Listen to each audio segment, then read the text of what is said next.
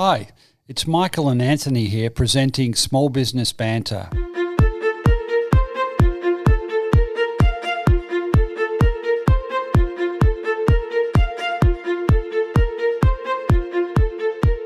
A healthy micro and small business sector means a successful economy and a more vibrant society. Small Business Banter is about helping regional business owners better prepare for the current challenges, but also for the next stage of business success. I'm Michael Kerr, founder of Kerr Capital, advisors to business owners. Each week, with Anthony Turner from the Small Business Mentoring Service, we'll interview a different small business expert or a fellow business owner and get them to share their best tips and insights for you, the listeners. Small Business Banter is brought to you from the studios of 104.7 Gippsland FM and is heard across Australia on the Community Radio Network. Thanks also to our supporters, Kerr Capital and the Small Business Mentoring Service.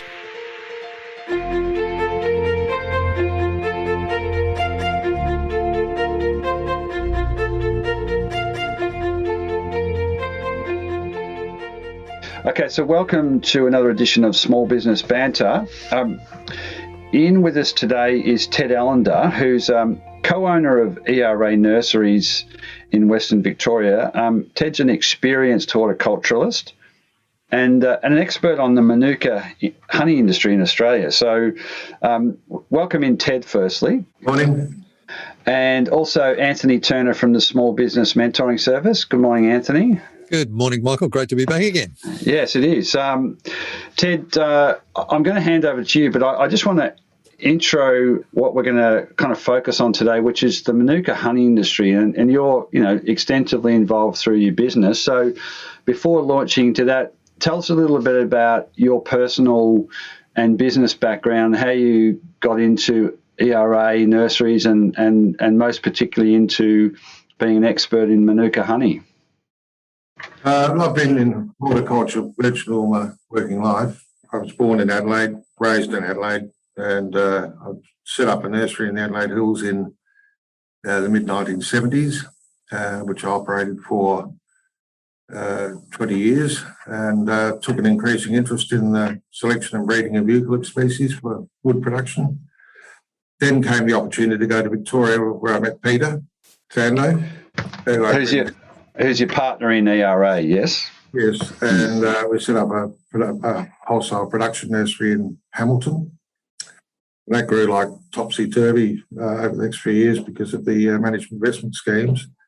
When that fell over, that is the management investment schemes, we looked at diversifying the business. And as it turned out, this whole Manuka thing popped up in the middle of that.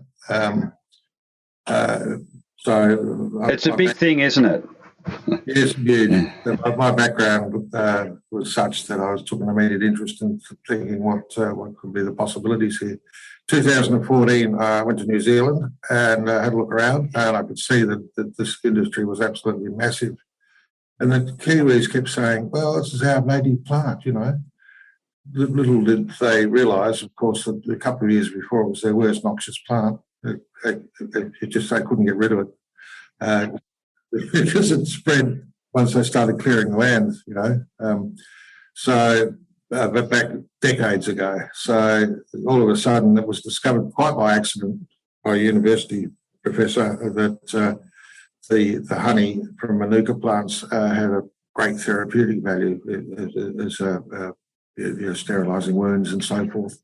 So all of a sudden it became their most valuable native plant. But the thing is, it's not their native plant, it's ours. It came from Australia. It went over there in albatross droppings and stuff, It's not their native plant.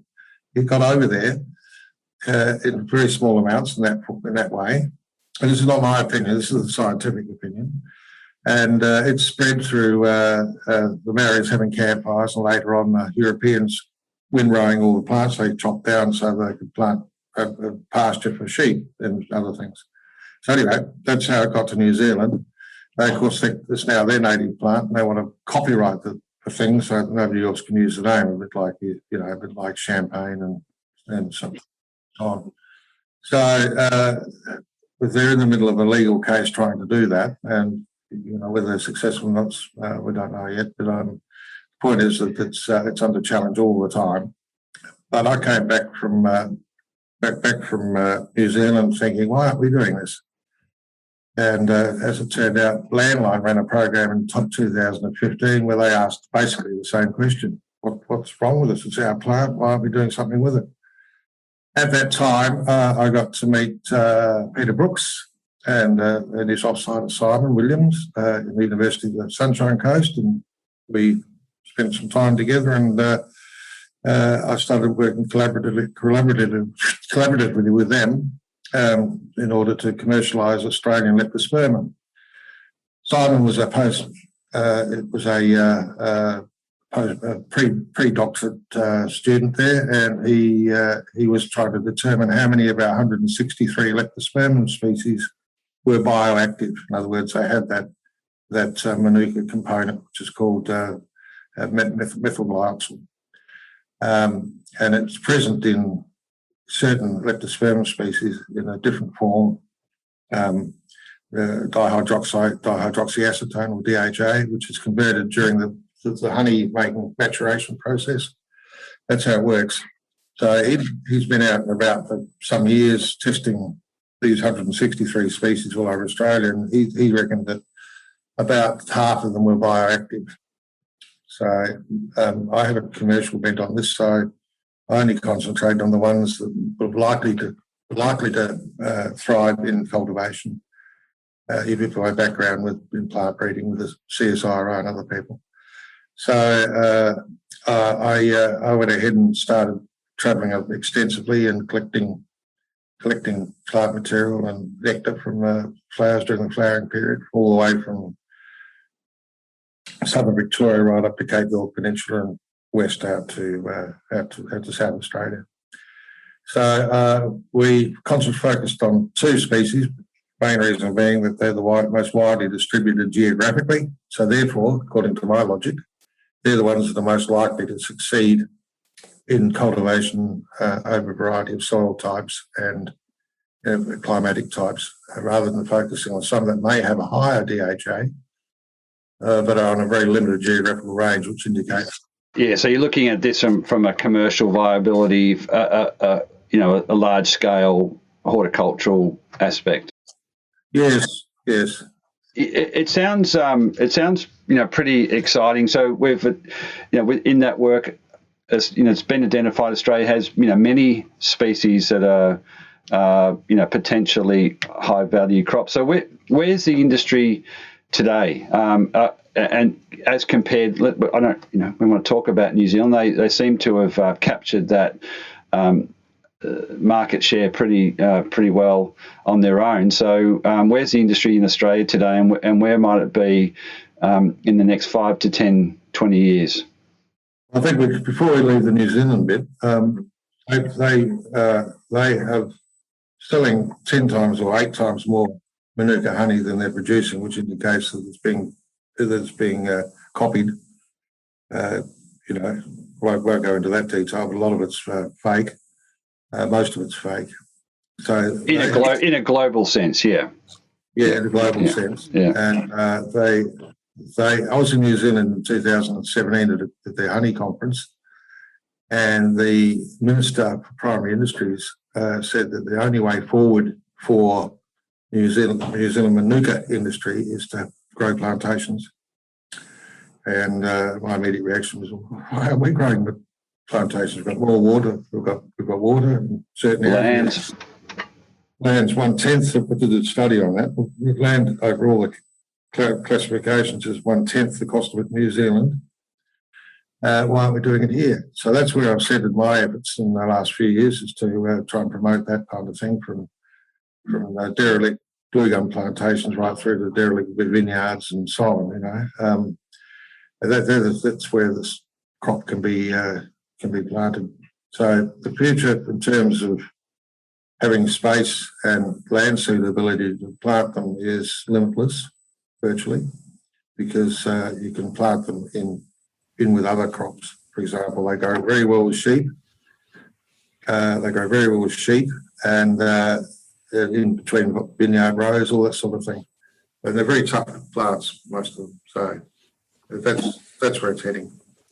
So, Ted, I've had some work in the health industries and sort of am aware of the medicinal properties of Manuka, and as a result of that, is Manuka really, I guess there's a huge opportunity with it, obviously, in terms of, assisting people in a medical sense. I guess is the question really around Manuka as being a marketing term versus the and the fights about who's got the rights to marketing, more so than the ability to, say, cooperate and provide a positive resource to assist people who are injured.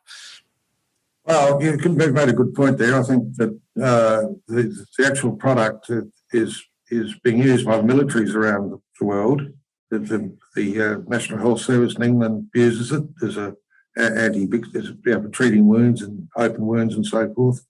The military use it in the Middle East and Afghanistan for putting on dressings, for shrapnel wounds, that kind of thing. And it works where normal antibiotics don't work anymore or are becoming less effective. This stuff is indestructible. So there's a very, very good product. The marketing part of it, of course, if you've got something like that at a national level, like as they have in New Zealand, of course, you can do anything to protect it. So the opportunities that they can't see clearly is that the Australian leptospermum, which is what we'll call it, we'll try and avoid the term Manuka because it's in the courts. The Australian bioactive leptospermum has 163 of them, at least half of them are bioactive to various degrees, various levels. The very best ones are many, many times more active than the New Zealand one, which is Leptospermum scoparium. We've got Leptospermum scoparium in Australia because that's where it came from originally, across the Tasman, across the ditch. And then there's whole lots of others. So I think the Leptospermum scoparium is immune from, not being able to be called Manuka, because it is Manuka. It's been called Manuka here for decades and decades. It's all the other ones, polygallifolium and all the other bioactive ones that there's going to be a problem with. So you see this counterfeit market. Well, I think you estimated it, maybe 8 or 10 times what New Zealand are producing. So is that an indication of the level of demand globally for this medical grade honey? The demand is phenomenal. It really is. And so New Zealand, it seems like as an opportunity. You talked about plantations. Where is that in Australia now? Are we seeing some movement to large scale production, or is it? I think there's also an increasing demand from smaller scale farmers to do what you outlined, which is plant amongst vineyards and grazing property. So firstly, on scale, is that happening yet, or is it about to happen where we're going to become a major producer? It's already happening. Back in 2015, when Landline 1, there's been several editions of this, the Landline 1, which was the main one, went to air. I didn't even know it was coming up, and my son rang me. No, I rang him. I said, I'm getting all these people wanting to know what's wrong with our website. And this is before we had any mention of Manuka on it. And there's all these emails coming in, and he had a look. He's an IT person. He had a look and said, you better go and have a look because it's something about leptospermum. So I went in there, and then the phone started ringing. Yeah, we're onto something here. Relentlessly. And then that's made me, after about 3 months of that, answering the same questions day in, day out. That's what I did the website. Yeah, which is what we may as well to mention that now. We'll get to that. There are 4 or 5 large industrial scale leptospermum plantations either under development or mainly under development in Australia currently. Yeah. my policy is not to discuss who they are, where they are. Sure. No, that suits us as well. But so as a result of that, you started to develop, through the business ERA, leptospermum.com.au, which is essentially a detailed list of questions and answers you kept getting from all sorts of people when they were inquiring about leptospermum. By the way, we are chatting today with Ted Allender, who's co-owner of ERA Nurseries, on today's edition of Small Business Banter. So yeah, it took off from there. So some of that larger scale plantation is happening, but also do you see it as part of smaller scale, mum and dad with a property in the country, smaller vineyard owners also seeing opportunities to plant and make money out of leptospermum? Yes, I do. When after Landline 2015 and subsequently the website, a lot of people would contact us and seeking more information and so forth, and buying plants. And they were clearly intent on putting their toe in the water to test the temperature. It's all very well me saying it's like these things will grow anywhere, providing you've got these conditions, which are pretty straightforward. These are tough little babies, they really are. So there's a lot of that going on. I haven't done a count, but it's in the thousands of people that have planted 50, 100, 200, 500 plants around the place. And some of those now getting to 5, 6 years old, have had a few years of flowering, so the people that have planted them can see what they're capable of. They've got a better feel for it, and a lot of them will go on to do bigger plantings. So yeah, it's I do encourage people to crawl before they walk, because nothing worse for them or for us if they come up with failure. Yeah, Ted, you touched on an interesting point there. I mean, obviously, we're talking about honey, which is very much reliant on those tough little fellas, the bees, and yet, we also hear there's issues around bees and bee populations globally and things like that, and changes in that. Is that something that is also happening here in Australia that could impact Manuka or Leptosporum nationally, or is this part of the healing process for that as well? Yeah, I think this year's been particularly bad because of years of drought and storms, and it is Australia after all, land of But it's been particularly bad this year. But even over and above that, even in a normal period of slow climatic change and variation, beekeepers will tell you they don't know why the yields are down, but they're down, or they're up, or it's been a good year or it's been a bad year. There doesn't seem to be any single explanation for it. That's why I'm always very reluctant when people say, what sort of yield am I going to get if I get a beehive and 500 plants and plant them? What am I going to get? Well, there's all those variables and unknowns in it, but you'll get a lot more than you will if you don't plant them. Yeah, absolutely. Yeah. I guess the other thing then is, the flow-on point of that is it's one thing to grow the trees and it's one thing to have the bees and create the honey. Then you've got to start thinking about the production and distribution of the finished product as well. Yes, well, Australia's biggest honey packer, Capilano, has changed ownership recently. And behind that wave, there are quite a number of Australian-owned honey packers that are emerging from the shadows that I think will fill that gap quite nicely. And they're distributed throughout the country pretty much. So I don't want to get into the politics of. No, let's stick to the process. Ted, how does it work currently?